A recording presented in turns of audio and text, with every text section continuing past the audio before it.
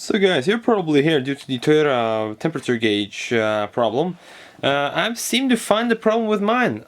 These clusters are built in Germany by VDO, and they're a piece of shit, to say right. The Corollas and stuff use Denso parts, but these are VDO parts. And that will say a lower quality because, you know, Japanese quality is like no other.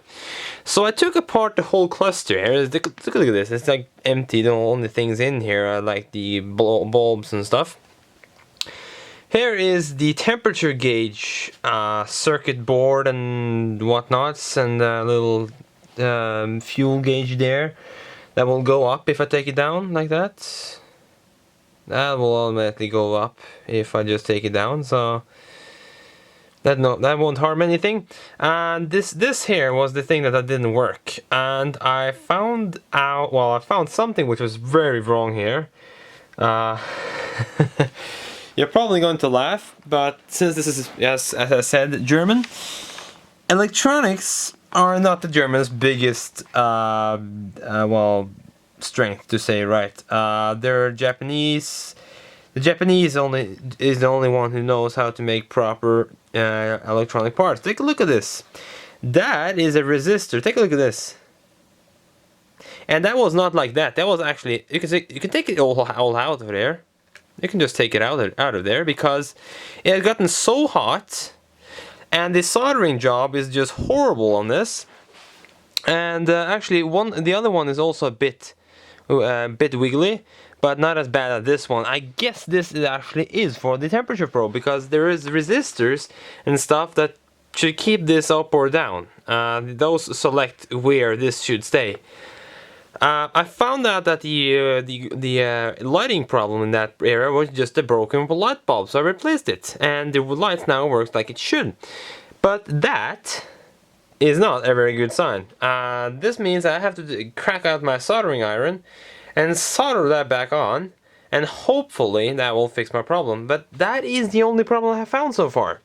I tried wiggle around the connectors inside when I was thinking I can take it all out of there. So yeah, this camera hates focusing. There you go. Because he took it all out of there. So yeah,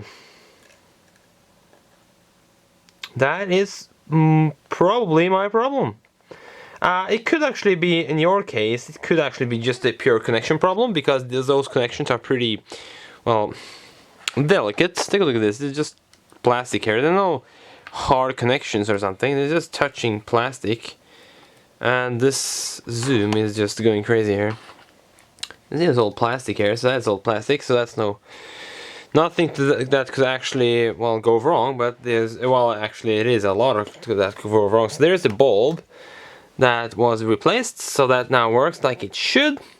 That's the thing about love, but you just twist and pick out and just put it back and twist back, and that's how you change light bulbs. So here's another one. This is a big one for board lighting effects.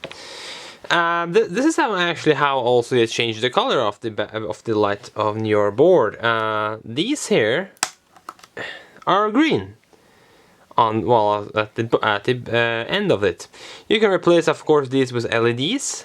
These are 12-volt bulbs, so they will run at 12 volts. If you want to install LEDs in there, you have to make some kind of a funny connection. We probably can actually use this thing to do that, I believe. So yeah, I will try to solder that back on and see if that fixes my problem. Here is the other part that was inside there. This is the speedometer. There you can see the kilometers on this car. That is yeah, you know. So there is my kilometers, and here is my tacho, which goes all the way up to actually around here, away from 8,000 all the way down here. So yeah, all these parts have resistors in them, just because, well, they have to move and stay somewhere, and they don't have to have constant voltage to them, or the same voltage all the time. So it has some resistors over there, which has actually been looking at that has been gotten really hot just because of the brown color around them on the PCB. That's actually one of the ways you can actually tell where the components are actually getting hot on this thing, is by the color of the PCB. I can see how brown that is. That is like, holy crap. Guess this is alright because this is a green PCB and it has, holy crap, a lot of electronics on here. Take a look at all these motors here. That is just for counting the kilometers there. And you can, these are not very easy to trick. They will stay like that. So, well, that is not like I would do something, because I'm trying to hit 300,000 and more than that with my Carina. So, and I know I can do it, so that's no problem. So I'm not going to trick that. As you can see, it's almost past 285,000, which is just mind-blowing.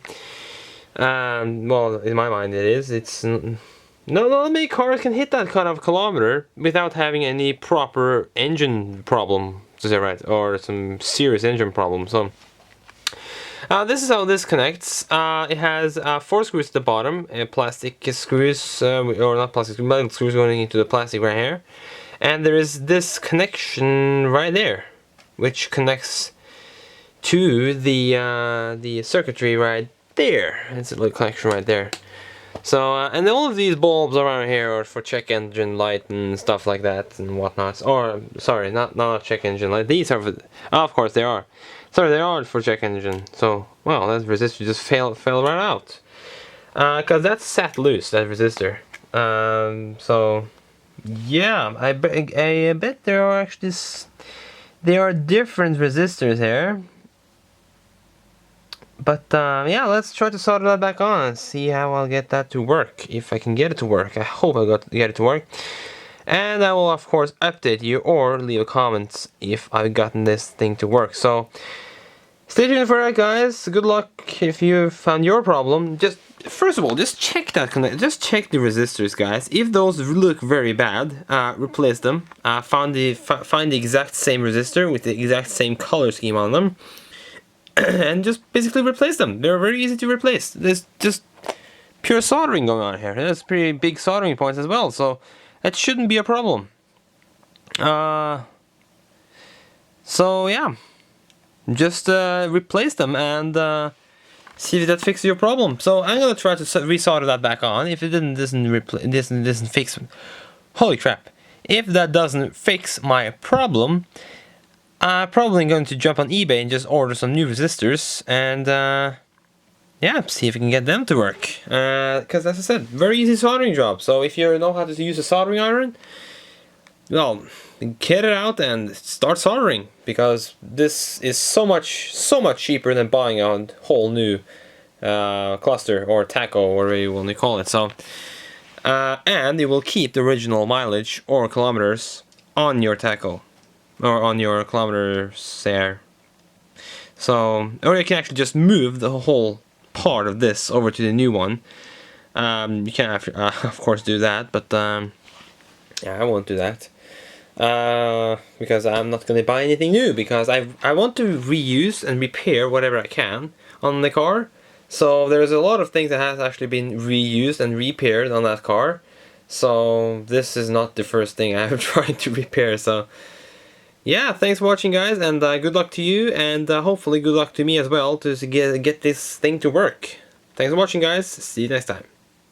This is one way to check those resistors, guys. You just pop off the front bezel. Very easy. It has just some clips, 8 clips in total, 4 clips at the top, 4 clips at the bottom.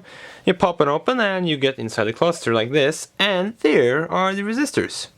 So if you see that one of your resistors are burned out or looks like that, or you can just poke them a bit and see if they're loose. Right now mine are stiff because they're soldered back on. I'm using some soldering solder there and my soldering iron there.